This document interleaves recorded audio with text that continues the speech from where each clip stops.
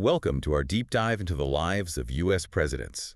We'll be uncovering some fascinating stories about the presidents. Yeah, these aren't just names in a textbook, Oh yeah, real people. with real quirks, Yeah. real struggles. Exactly. And to do that, we're going to be looking at Confronting the Presidents by Bill O'Reilly and Martin Dugard. This book really digs deep into the personal lives. Yeah, and tries to show how these historical figures were just like us. More human.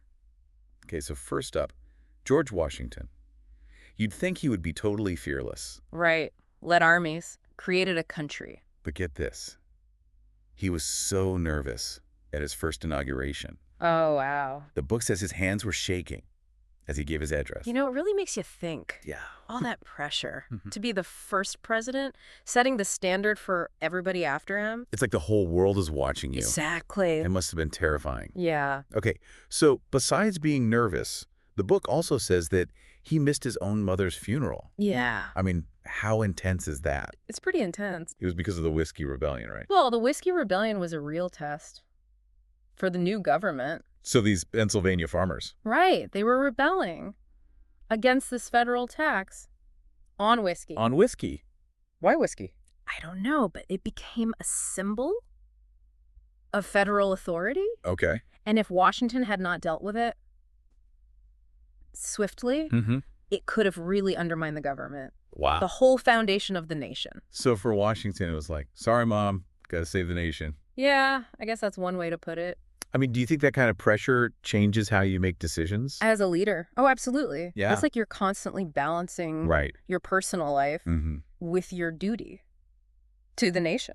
That's heavy stuff. It is. So besides putting down rebellions and missing funerals, what does Washington do for fun, to unwind? Believe it or not, he was a big fan of long walks. Long walk. Yeah, 5-mile walks were his thing. 5 miles every day. No gyms back then. Oh, that's true. The first president already setting a fitness trend. It's funny to think about. Maybe that's the secret to presidential success. Yeah.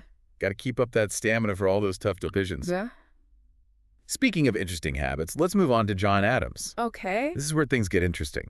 Turns out Adams had a bit of a secret vice. Hard cider. And not just a little bit either. Really? The book says he even ordered an entire keg of rum A whole keg of rum. while on a diplomatic mission. Oh, wow. It's pretty funny when you think about the image we have of That was Adams. very reserved. Austere. He once said, "I am never happy in the company of others." Maybe the hard cider helped him loosen up a bit. Uh-huh. But he was a complex figure. He was a champion for freedom, but also signed the Alien and Sedition Acts. Can you explain what those were about? So the Alien and Sedition Acts, they were basically a series of laws Okay. passed during Adams' presidency that basically allowed the government to silence its critics. Wow, that's pretty intense. Yeah, it was a controversial move. They could deport foreigners if they thought they were dangerous, and even imprison people for writing against the government. So basically controlling what people could say about the government. Pretty much. Not exactly supporting freedom of speech there. Not a good look. Yeah, it showed, I think, that they were really afraid of dissent Yeah. and willing to suppress criticism, Yeah. even in a democracy. Wow. Okay, but hey, at least he got his exercise. Right. Just like Washington, Adams was also a fan of those 5-mile walks. Mm-hmm. Now on to Thomas Jefferson, Okay. the guy who wrote, "All men are created equal while owning slaves." It's a tough one to wrap your head around. Yeah, it's one of the most troubling contradictions Really is. in American history. I mean, he so clearly valued individual liberty, Right, right.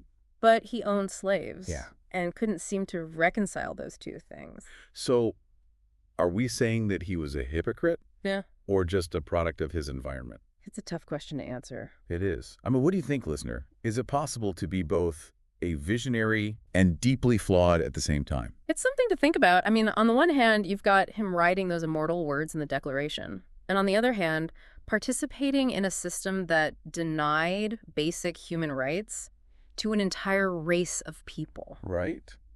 It's a tough one. It is. And yet he was this visionary leader, loved the wilderness, spent years building his dream home, Monticello, Right. and that same passion led him to make the Louisiana Purchase. Oh, yeah, the Louisiana Purchase was brilliant. Yeah. It doubled the size of the United States.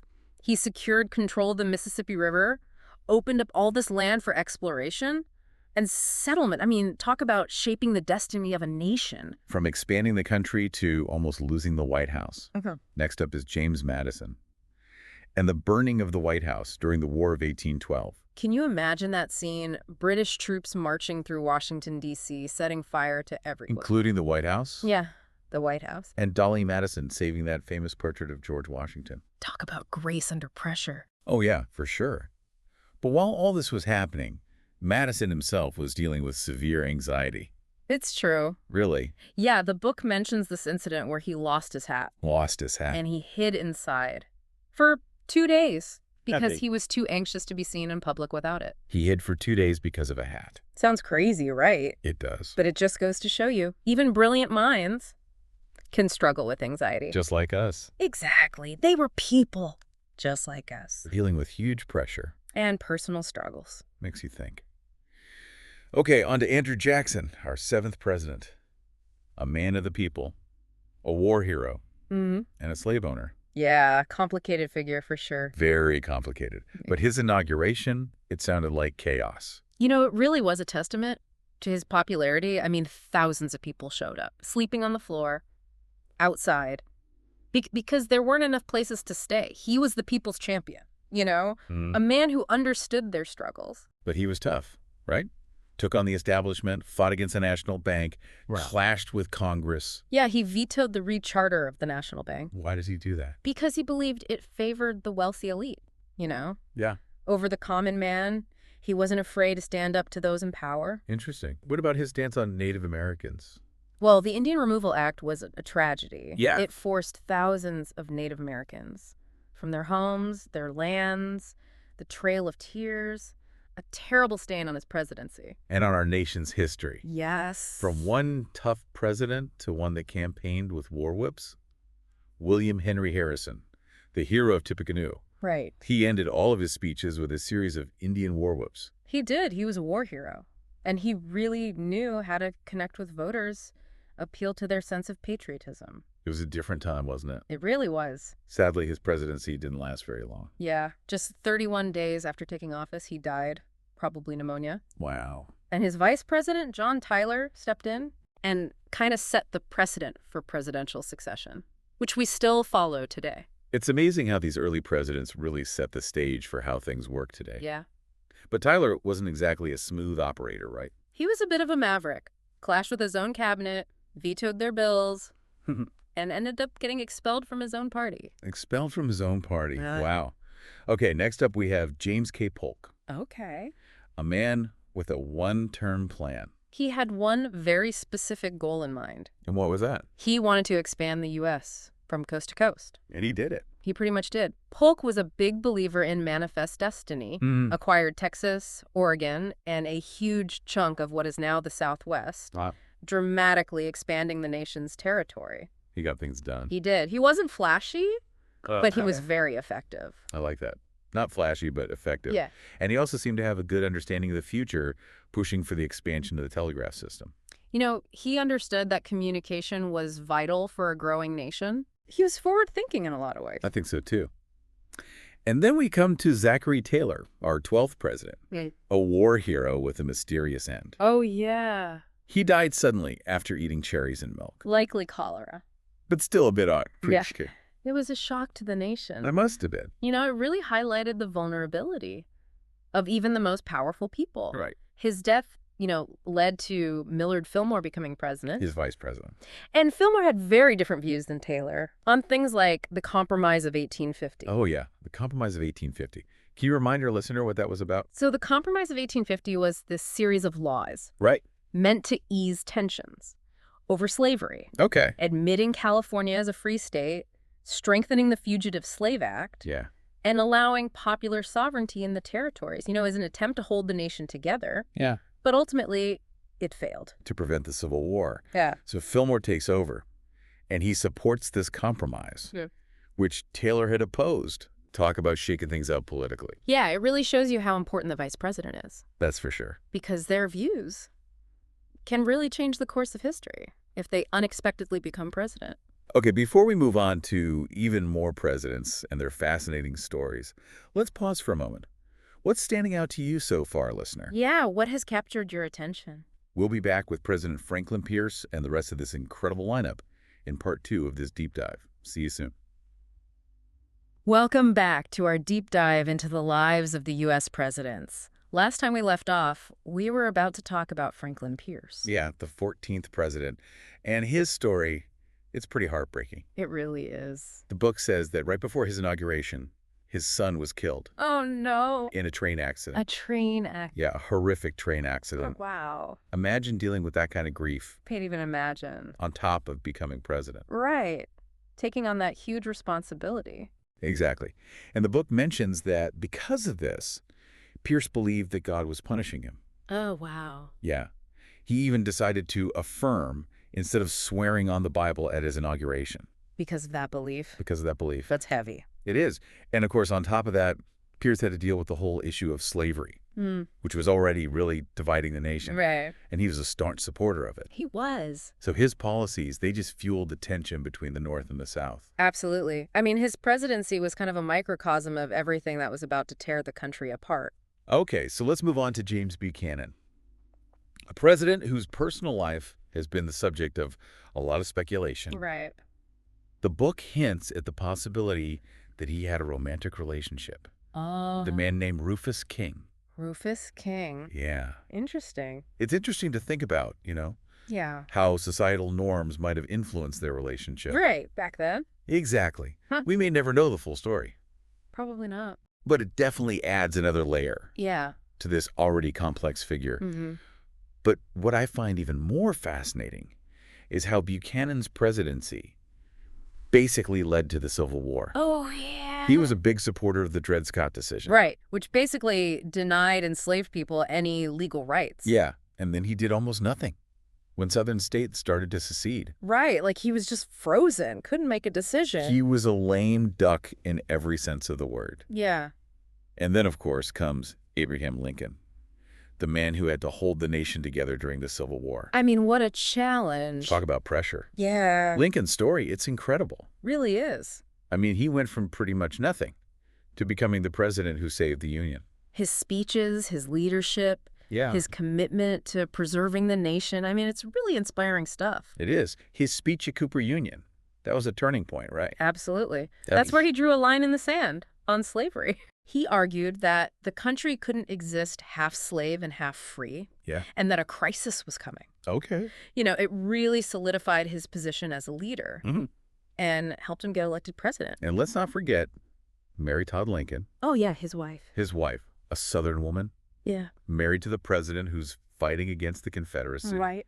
That must have been so difficult for her. I can't even imagine the pressure and the internal conflict. I mean, she was a very intelligent woman with her own opinions. She was a controversial figure throughout her life. Then, after Lincoln's assassination, the nation was just in shock. Of course. His vice president, Andrew Johnson, Right. a Southern Democrat, Yeah. he became president during Reconstruction. A really turbulent time. Really turbulent. Mm-hmm. And Johnson's presidency, well, it was marked by conflict. And controversy. A lot of controversy. Yeah. He clashed with Congress over how to handle the former Confederate states. He was almost impeached. He was. Just one vote away from being removed from office. It shows just how contentious things were. It does. Okay, so then we have Ulysses S. Grant. Brilliant general during the Civil War. Right. But his presidency, plagued by scandals. Yeah, it really highlights the challenge of going from a military role to a political one. Yeah. And he was a decisive leader in the military, but he really struggled with the complexities of politics. It seemed like everyone around him was corrupt. Well, there were definitely some scandals involving his cabinet members, bribery, fraud. It tarnished his reputation and his legacy. It did. But despite all that, he did accomplish some good things. Oh, yeah, for sure. Like what? Well, he played a crucial role in getting the 15th Amendment passed, which guaranteed the right to vote, regardless of race. That's huge. It is a major achievement in the fight for racial equality. Absolutely. And the book also mentions that he seemed to have a real soft spot for his daughter Nellie through this lavish wedding for her at the White House. It was a grand affair. It sounds like it. A symbol of hope and renewal after all those years of war and division. Yeah. A moment of joy. for the nation. It's good to hear about some moments of joy amidst all the political drama. It is. Okay, so after Grant, we have Rutherford B. Hayes, Okay. a president who was known for his honesty. Right, and his wife's involvement in the temperance movement? Oh, yeah. She even banned alcohol from the White House. She did. Can you imagine that? No alcohol at the White House. What a dry affair. Yeah. And then we have Chester A. Arthur. He loved fancy dinners and redecorating the White House. He did have a taste for the finer things in life. You know, he was initially seen as kind of a machine politician. Okay. But he actually proved to be a pretty capable leader. Really? Yeah, and reform-minded, too. Interesting. And yeah, the redecoration of the White House was pretty lavish. Well, I guess if you're going to live there, you might as well make it nice. Okay, what about Grover Cleveland? He was our 22nd and 24th president. Right, the only president to serve 2 non-consecutive terms. Exactly. And get this. He had a cancerous tumor removed from his jaw while he was in office. But the public had no idea. Are you serious? They kept that a secret. They did. Wow. It makes you wonder, how much should the public know about a president's health? That's a really good question, especially when it could affect their ability to, do the job. That's true. Transparency is important, but so is the president's privacy. Yeah. It's a tough balance. It is. And Cleveland, he was a big believer in limited It government. was. Vetoed hundreds of bills. He even got the nickname the Veto President. He was really committed to keeping the government spending under control. Interesting. After Cleveland's second term, we have Benjamin Harrison. Okay, the grandson of President William Henry Harrison? Yeah, the guy with the war whoops. Right. Benjamin Harrison, he was known for being kind of cold and distant, Yeah. but he was a very sharp politician. He was more of a behind-the-scenes operator, Yeah. Okay. a real strategist, understood how power worked. He might not have been charismatic, but he knew how to get things done. And he kind of unknowingly set the stage for Teddy Roosevelt. Oh, how so? Well, he appointed Roosevelt to a position that gave him his first taste of national politics. It's amazing how these seemingly small decisions can have such big consequences. Isn't it? It's like a butterfly effect. Totally. Okay, speaking of Teddy, let's talk about the man who gave us the Panama Canal, the teddy bear, and the bully pulpit. Theodore Roosevelt. What a force of nature. He had so much energy, Boundless energy. and he really believed in America. And he wasn't afraid to use the power of the presidency to get what he wanted. Right. He was the first president to really understand how to use the media. Press conferences, trips with reporters. He even had his own White House correspondent. Wow. He knew how to shape public opinion. He was a master of the bully pulpit. He was. And what's amazing is that he was a sickly kid growing up, Yeah. but he transformed himself into this rugged outdoorsman. Right. He boxed, he ranched, he went on safari in Africa. What a life. What a life. He really embodied this idea of self-improvement Right. This idea that anyone can overcome challenges. if they work hard enough. Exactly. But he was also a bit of a warmonger, right? He believed in speaking softly, And carrying a big stick. and he wasn't afraid to use that stick. He believed in American power. He did. Okay, after 2 terms, he decided not to run again. Right. And instead, he chose his friend, William Howard Taft, to be his successor. His Secretary of War. But that didn't go so well, did it? Not really. I mean, Taft was a capable guy, He was. but he just didn't have Teddy's charisma or political instincts. And their friendship fell apart. It did. But they did have one thing in common: a love of food. Oh, yeah. Taft was a big man. And he loved to eat. There are even stories about him getting stuck in the White House bathtub. Wait, seriously, he got stuck in the bathtub. It's a pretty famous story. I could see why. It's a good reminder that even presidents are human, They are. with all the same, funny moments and embarrassments as the rest of us. That's true. Okay, their friendship really fell apart when Taft started undoing some of Teddy's policies. Right. And Teddy was furious, so furious, in fact, that he decided to run against Taft He did. in the 1912 election. And it split the Republican Party, which helped Woodrow Wilson win the presidency. A Democrat. Right. Oh. It was a big shift in American politics. It was. Okay, so Woodrow Wilson led the U.S. through World War I, Right.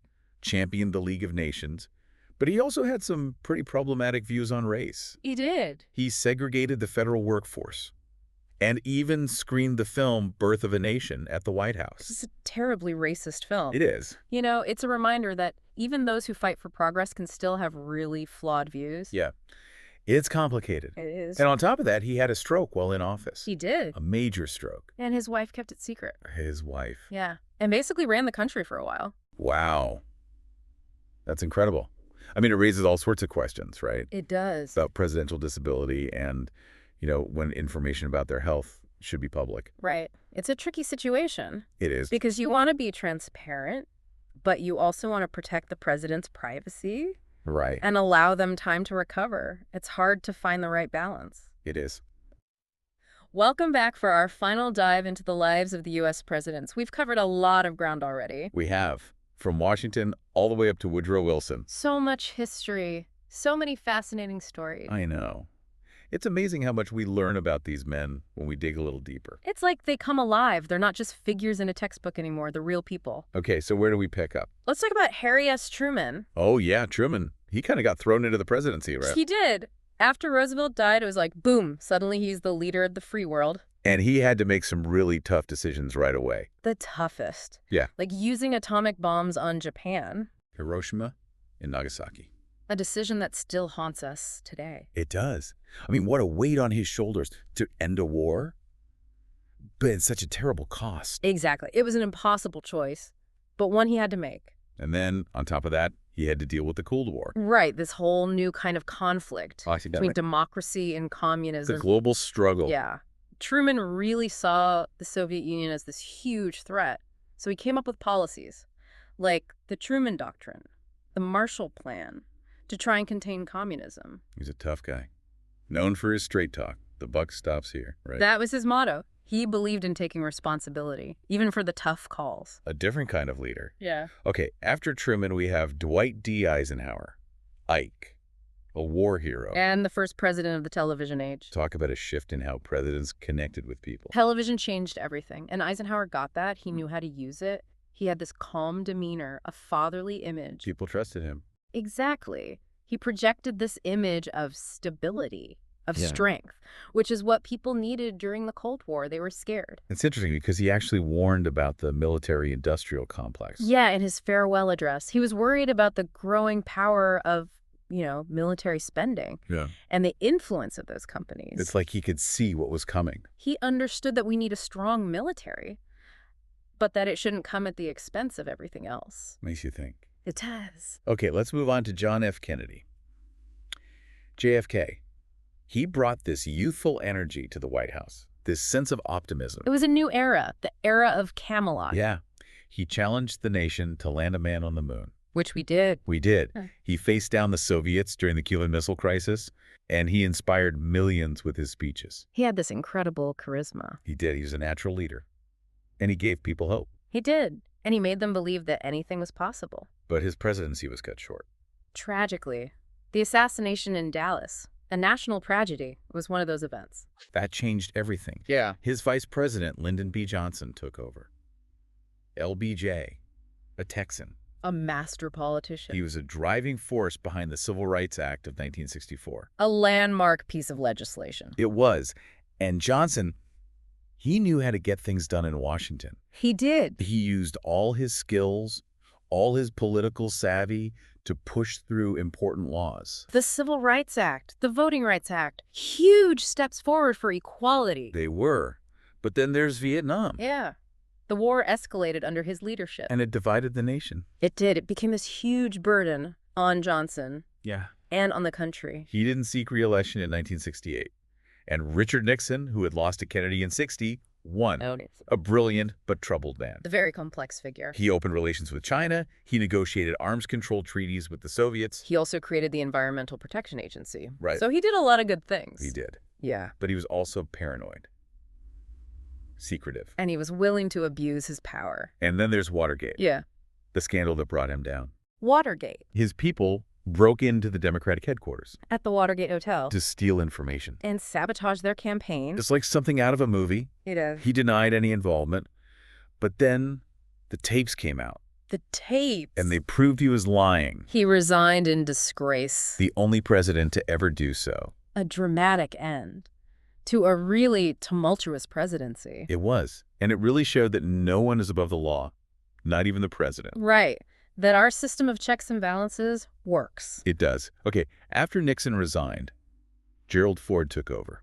A good man. He was. He pardoned Like Nixon, trying to heal the country. but it backfired. People were angry. They were. They wanted justice. And it cost him the presidency. Okay, so then we have Jimmy Carter, A peanut farmer from Georgia a political outsider. promised to bring honesty back to Washington. He was a man of faith, and he really wanted to make the government more ethical. He had some real achievements in foreign policy, like the Camp David Accords. A peace treaty between Israel and Egypt. A huge accomplishment. It was. But his presidency was also marked by a lot of crises. The Iran hostage crisis. Yeah, it was a tough one. And a major energy crisis. Gas lines, inflation. It was a tough time to be president. It was. He lost to Ronald Reagan in 1980. Reagan, a former actor Yeah, a Hollywood guy. who really ushered in a new era of conservatism. He was the great communicator. He really was. He cut taxes, built up the military, and went head-to-head with the Soviet Union. He called them the evil empire. He did. He was a really polarizing figure. He was, but his supporters loved him. They saw him as a strong leader who brought America back to its rightful place in the world. He also survived an assassination attempt. And he presided over the end of the Cold War. It was a really remarkable time to be president. It was.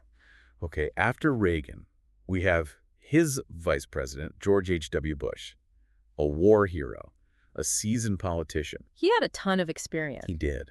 But it was tough to follow Reagan. Yeah, Reagan cast a long shadow. He did. Bush led us through the first Gulf War, liberated Kuwait, But he also had to deal with a recession. and he broke his no new taxes pledge, which didn't make a lot of people happy. It didn't. He lost to Bill Clinton. A young governor from Arkansas? Yeah, Clinton was a baby boomer, the first president from that generation.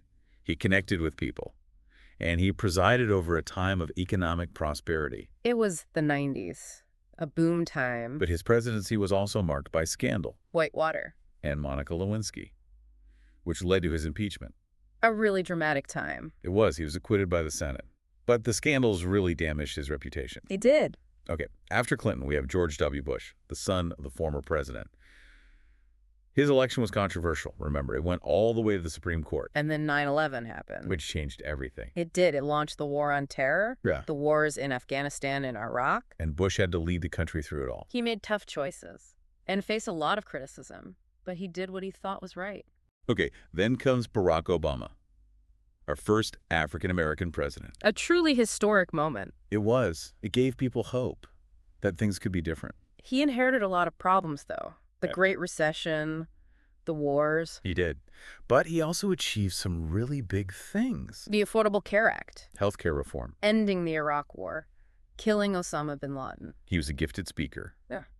And he really tried to bring the country together. He did. Okay, and then, of course, we have Donald Trump, a reality TV star, a businessman who came out of nowhere to win the presidency. It was a big surprise. He really shook things up in Washington. He did. He appointed conservative judges, cut taxes, Mm. and really changed our immigration policies. He also pulled out of some big international agreements, like the Paris Climate Accord, He did, and he was a very polarizing figure. to say the least. His presidency was really chaotic, Yeah. with constant controversy and scandals. And he was impeached twice. He was. But he was also acquitted both times. By the Senate. It was a Yeah. wild ride. It really was. And it's probably too early to say what his lasting impact will be. That's true.